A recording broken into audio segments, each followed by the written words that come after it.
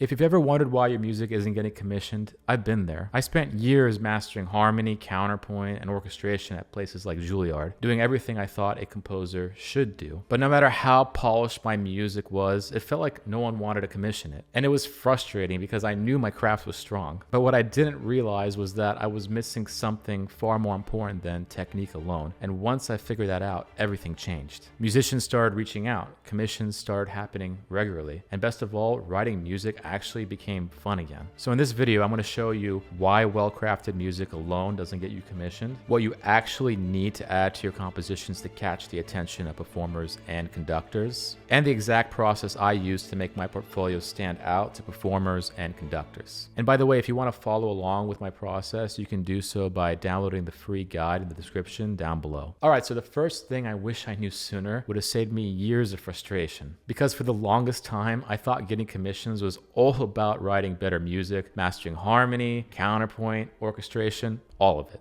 And don't get me wrong, technique matters, but it's not what makes people say yes to your music. Let me put it this way. When you walk into a bookstore, you're not just picking up a well-written book, right? You're drawn to a voice you connect with, a genre you love, a story that feels like it was written for you. Now, ensembles and artistic directors are the same exact way when they're programming concerts. They're not looking for perfectly crafted music. They're looking for something that fits into the story they want to tell their audience. And that's when it finally clicked for me. I didn't just need to write good music, I needed to write music with a clear artistic identity. That's what I now call my aesthetic blueprint, the thing that makes my music sound unmistakably mine. For me, that meant blending traditional Arabic music with Western classical idioms and forms. Once that became clear, everything started to change. The Los Angeles Philharmonic commissioned one of my first large-scale works built entirely on that fusion, and it led to even more opportunities. Opportunities like Ensemble Proton Bern, who reached out to me after hearing that same aesthetic in one of my other pieces. And soon after that, the Kansas City Symphony invited me to create a new orchestral work that's pushing those ideas even further. Now, each of those moments traced back to the same shift. Ensembles finally knew what I was about. And maybe most importantly, I started feeling much more fulfilled in the music I was making, because if I was just writing commission after commission, not wanting to write the music, not being extremely fulfilled by the artistic pursuit that I was doing, all of that would be for nothing anyway. And this, by the way, this kind of shift that I did in my own work could absolutely work for you too. So what I want you to do is ask yourself 3 questions. And by the way, this is the same question I ask the fellows in my composition program every single day. Number 1, what unique mix of influences or traditions shows up in your music? Number 2, what kind of emotional experience are you trying to create for your audience, if any? And 3, which performers or ensembles naturally align with the kind of music you're writing or want to write? And by the way, I've mentioned this before, but if you want to make the process even easier and more streamlined, I've created that free guide in the description below for you to download so that you can work this out on your own. Now, once you start answering those questions, your aesthetic is going to start to take shape. And then once that's clear, communicate it everywhere in your bio, on your website, and most importantly, in the conversations that you're having with other composers and musicians. And most of all, make it easy for people to know who you are and why your music belongs on their stage. Because here's the thing, your aesthetic isn't just your sound. It's your identity. And that identity is what gets you programmed, what gets you recognized, and what ultimately builds a fulfilling career in concert music. Now, the next thing I wish I knew sooner would have enabled me to learn the right tools to land my first commission. Now, I've spent 12 years as a music student in academia. And you'd think after all that time, our programs would be laser focused on giving us all the tools that directly lead to our first commission out of school. But at least in my experience, that wasn't really the case. In fact, out of those 12 years, maybe 2, possibly 3 were seriously spent figuring out what kind of music I really wanted to write. And even then, I had to push for it myself. So what I realized was that most composition programs are built to make you technically strong. There's absolutely no doubt about that. And for the most part, they do a really good job of it. You'll write fugues in the style of Bach, you'll orchestrate Debussy's preludes, you'll analyze every musical form under the sun. And all of that is valuable because it gives you the essential tools. But here's the catch. An arsenal of technique is important,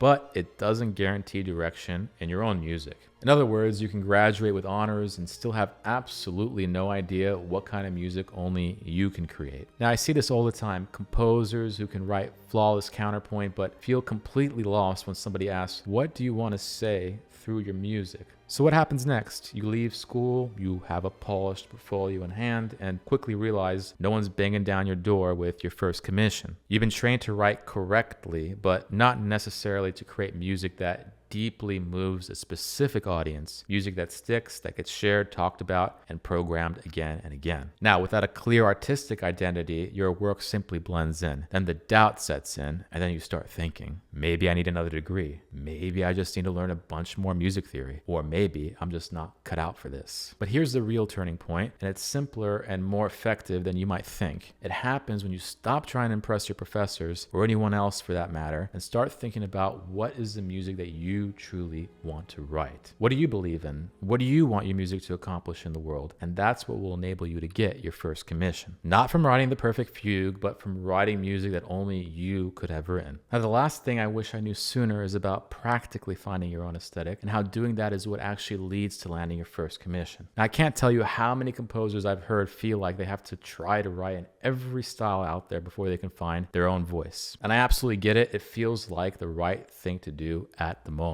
Learn everything, be as versatile as possible, cover your bases. But honestly, I found that kind of thinking actually holds a lot of composers back. They feel pressure to learn every technique and chase every trend. And then they wonder why they're stuck, why their music doesn't quite land, why they're not getting asked to write anything. Now here's what I wish someone told me sooner. You don't need to know everything. In fact, trying to know everything will just paralyze you. In other words, it's the paradox of choice. Now this basically means that the more options you have, the harder it becomes to choose. And it's the same with aesthetics. When you're dabbling in 10 different styles at once, you don't get better. You get overwhelmed and you get directionless. So what do you do instead? You start small and you go deep. Pick 2 or 3 aesthetics that truly excite you. I'm talking about styles where when you hear them, your whole body reacts, you lean in, and it makes you want to make something. Then study them, not a passive, surface level kind of way, but really study them. How does the rhythm function in this style? What about harmony, form, timbre, pacing? Ask, why does this music hit you in the way that it does? And once you do that, start picking out the elements that resonate most with you. Maybe you love the rhythmic energy of one, the harmonic language of another, and the timbral palette of a third. Now you're building something that's based on your own personal biases. This is what I call your aesthetic roadmap. Your aesthetic, by the way, isn't a fixed label. It's your personal way of handling melody, harmony, rhythm, timbre, and form. And it evolves over time. But the more clearly you understand it, the easier it becomes for other people to get your music, to remember it, and to want it. Because here's what I've discovered over the last couple decades of composing music. Focus is a lot more powerful than volume, and depth is way more valuable than breadth. This means that you don't have to master everything. You just need to master your own thing. And when you do, that's when ensembles will start reaching out. That's when you'll land your first commission. Not because you're the most versatile composer in the world, but because you've got a voice they can recognize and believe in. Now, if someone just showed me what's in this next video back when I was struggling to get my music commissioned, it would have saved me years of frustration. So go ahead, click right here, and I'll see you in just a short moment.